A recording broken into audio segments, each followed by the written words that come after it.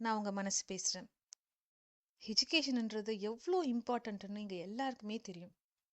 குறிப்பா நடுத்தர வர்க்கத்தை சேர்ந்த படிப்பறிவில்லாத பெற்றோர்களுக்கு தெரியும்.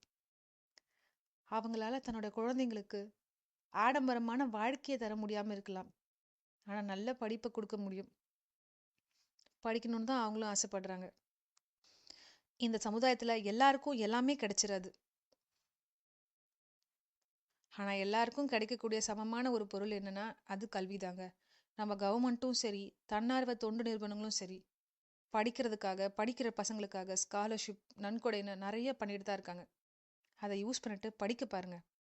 இன்னைக்கு national support public education day, July 30, அதாவது தேசிய ஆதரவு பொது கல்வி தினம்.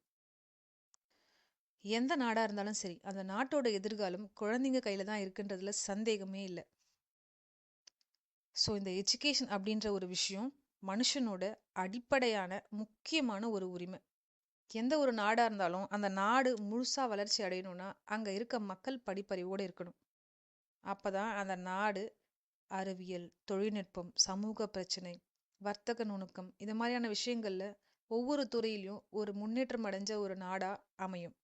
முன்னாடி காலத்துலலாம் பணக்கார இல்லைன்னா செல்வாக்கு மிக்க மக்களோட குழந்தைகள் படிக்கிறதுக்காக மட்டும்தான் கல்விக்கூடங்கள் அமைக்கப்பட்டுச்சு.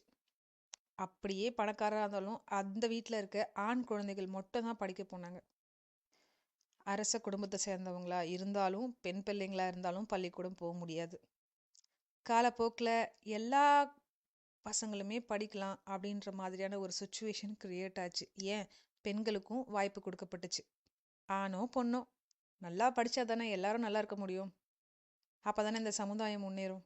ஒரு உண்மையான ஜனநாயக நாடுனா அதோட குடிமக்கள் அனைவருக்குமே கல்வி கிடைக்கணும். அப்போதான் அது ஒரு வலிமையான நாடாக மாறும். நம்ம நாட்டோட எஜுகேஷன் சிஸ்டம் இன்னும் கொஞ்சம் பெட்டரானா நல்லா தான் இருக்கும். ஆனால் எல்லாருக்கும் கல்வி கிடைக்க எல்லாருமே ஏற்பாடு பண்ணியிருக்காங்க. தயவு செஞ்சு இந்த சான்ஸை மிஸ் பண்ணாமல் எல்லாரும் படிங்க. எந்த துறையாக இருந்தாலும் கல்வியை ஊக்குவிக்கிறதே ஒரே வழி. உங்கள் வாழ்க்கையில் குழந்தைங்கள ஸ்கூலுக்கு போகாமல் நிற்கிறாங்க, லீவ் போடுறாங்கன்னா அதை நீங்கள் பார்த்துட்டு சும்மா இருக்காதீங்க. லீவ் போடக்கூடாதுன்றத சொல்லி புரிய வைங்க. முயற்சி பண்ணிட்டே இருங்க. நிறைய படிக்கணுன்றத அவங்களுக்கு சொல்லிகிட்டே இருங்க. டெய்லி ரொட்டீன் லைஃப்பில் கூட நம்ம படித்த படிப்பு நமக்கு யூஸ் ஆகும். நம்ம முட்டாளா புத்திசாலியான்றதெல்லாம் முக்கியம் இல்லை. பாட புத்தகத்தில் இருக்கிறத மட்டும்தான் படிக்கணும்னு அவசியம் இல்லை. ஆனாலும் நம்ம நிறைய விஷயம் கற்றுக்கணும். Knowledge is power. நல்லா படித்து உங்கள் வாழ்க்கை தரத்தையும் உயர்த்திக்கிட்டு நாட்டோட முன்னேற்றத்துக்கு ஆதரவாக இருங்க.